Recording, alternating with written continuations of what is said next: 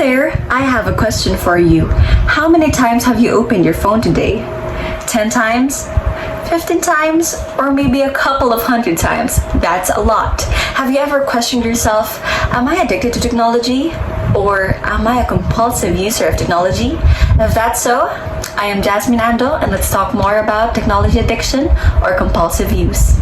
Internet use disorder or internet addiction is a behavior term called for people who are unable to manage excessive use of technology. So they are overly dependent on technology. So technology, just like smartphones, computers, and television, are good examples. And yes, a few examples are online gaming. So a good example for online gaming is Mobile Legends. We know that Filipinos, especially the youth, love to play Mobile Legends. Next is online shopping. So excessive online shopping, ordering too much online, like for example on Shopee or Lazada, can be considered as technology addiction.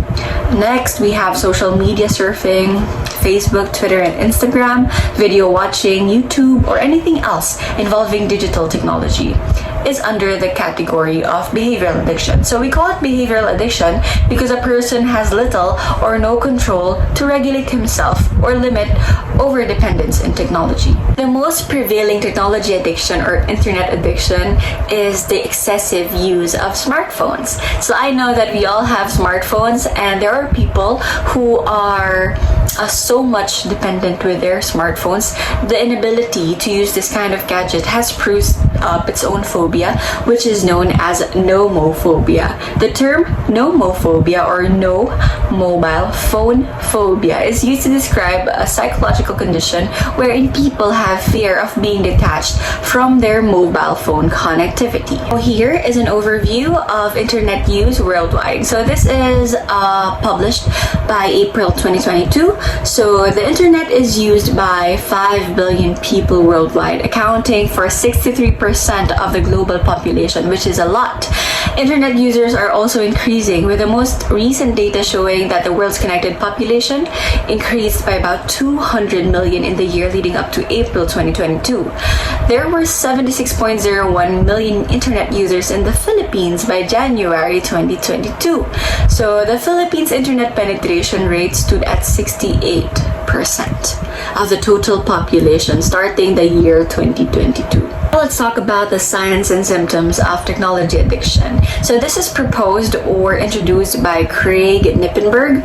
And yes, I know you guys have been wondering, am I addicted to technology or am I a compulsive user of technology?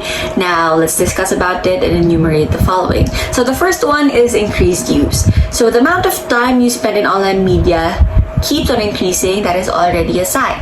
Next is the inability to stop. So if you have a hard time of stopping yourself in using gadgets like your smartphones, laptops, and computers, that is already a sign as well.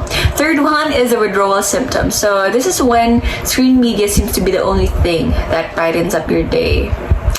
Fourth one is lost sense of time. So there are times that we spend too much time on social media platforms like Facebook, Instagram, and Twitter, and we are already not aware that so much time has already passed by. So that's the lost sense of time. If it's too much and you are not aware that you're already wasting a lot of time, that is already a sign. So the fifth one is preoccupation. So here you think obsessively of any gadget or any technology that is not on hand. Let's say, for example, you don't have your phone, you think obsessively about your phone. Like, when would I be able to open it, touch it? So that is preoccupation. The sixth one is risky behavior. So here, the use of technology may seem to cause a problem not just to yourself, but also to your family inside home or outside at school, with your friends or classmates, or even in the community. The seventh one is escape.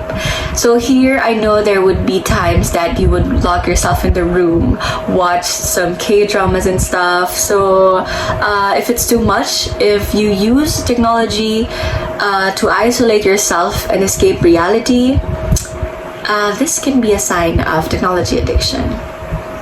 Now let's talk about the symptoms of internet addiction.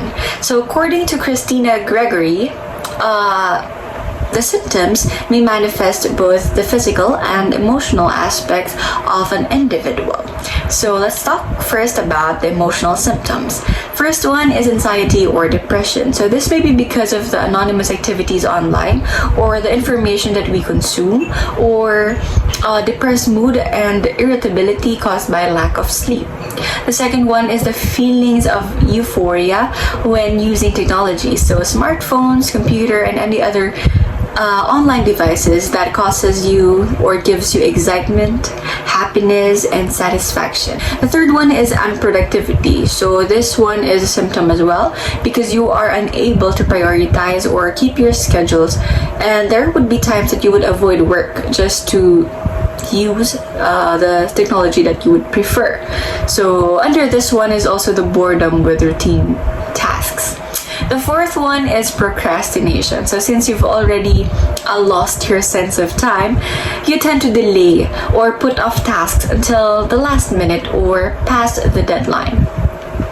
Alright, so those are the 4 emotional symptoms. Again, we have anxiety or depression, feelings of euphoria, unproductivity, and procrastination. Now let's talk about the physical symptoms. So here are the physical symptoms according to Dr. Gregory. So backache, carpal tunnel syndrome, headaches, insomnia, poor nutrition. So this is because of failing to eat or excessive eating.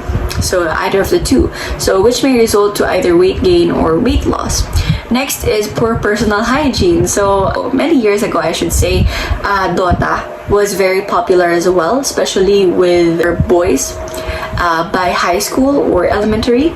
So there is also a study wherein these guys have poor personal hygiene, and which may cause a problem with their health as well, because they're not able to bath. Because they would rather stay online and sit on their gaming chairs and face the computers. So next one is neck pain, and eighth one or the last one is dry eyes and other vision problems. So since you're staying up all day, all night facing the screen, so that may cause you some vision problems. Now the question is, how can we prevent technology addiction? A productivity specialist at Spark Productivity, also a time management consultant there, Lynette George, presented some few ways to prevent technology addiction. The first thing that she had mentioned was to turn off our push notifications. Now, a very good example here is that every time we sit on our table, we have our laptops, we have our books, notebooks, studying or working, we have our phone beside us, and then suddenly it would go ting, and then we would rapidly check it. So the first tip was to turn off push notifications. So we have to disable pop-up notifications at the middle of the work to avoid being distracted. The second one is to schedule the times that we check our phone. So we have to be mindful when we would check it and when should we not. The third one is to use a timer to block your usage. So a good example of applications would be App Detox or Forest application. These applications are app blocker or time tracker to restrict the smartphone usage. The fourth one is replace smartphones with something that we value. For example, you love instruments. You could play the violin instead of using your smartphone excessively. So do something else that you like instead of using smartphones. Next is don't take your phone to bed. So it is recommended to charge our phones beside us or probably in another room, and then have a telephone beside us if we have some emergencies that we have to call. The last one is set expectations around email responses. This is also a part of being professional, so you have to set time when you would check your emails. So let's say, for example, 8 a.m. to 6 p.m. would be the time. So that's the only time that you would respond to the people who message you. So that is setting expectations around email responses times. So here are my realizations for the topic. The first one is that you have to improve the balance with technology use in our lives. So we know that it may affect our mental and physical being, and if we love ourselves, we love our family, we love our community, and we want to contribute in the future, we have to improve or manage ourselves on using technology. So it's all up to us.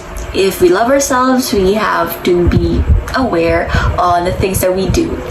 Next one is that everything starts at home with the parents and their children. So before school, of course, everything starts at home. So I think, and I've realized that the parents play a crucial role when it comes to technology addiction as well with their children. So as early as a young age, as much as possible, children should not have their own phones because that may contribute to technology addiction. And yes, so at least manage and help their children to not become addictive or overly dependent with technology. And the last one is that technology may be helpful in so many ways, but somehow it can bring detrimental effects to people. So we have to be knowledgeable, we have to help others to know about this kind of things. And through that, we may be able to not just improve ourselves, but also the people around us and the whole community. Now let's talk about the topic implications to the ethical and moral principles. So the first one is cultural relativism. So it focuses on the guidelines created by the society to determine what is right and what is wrong. Although, for example, the Filipino community may be found to be more susceptible to internet addiction, internet addiction is not wrong. It is also unethical for others to think that the whole Filipino society are internet addicts. This is due to the fact that today's communities differ from one another even inside their own culture. They have their own set of beliefs. Next, we have Kantianism. Kant believed that an action is right if it is based on moral reasons. For instance, if a technology addict accesses unlawful sites or content and would lie about it, the action is wrong. Both the harmful action and the consequence of internet addiction would be wrong if judged. Lastly is virtue ethics. In virtue ethics, an action is right if it is done by a virtuous person. In the case a technology addict spends too much time on media screen, if universalized, people tend to divert their attention to technology, which may result to little or no social interactions with other people, lacking the attention we desire. Internet addiction in this form is therefore morally unethical. So that's it for the presentation. Thank you so much for listening. If you have any more questions, please do message me on ando.jv@pnu.edu.ph. Thank you and goodbye.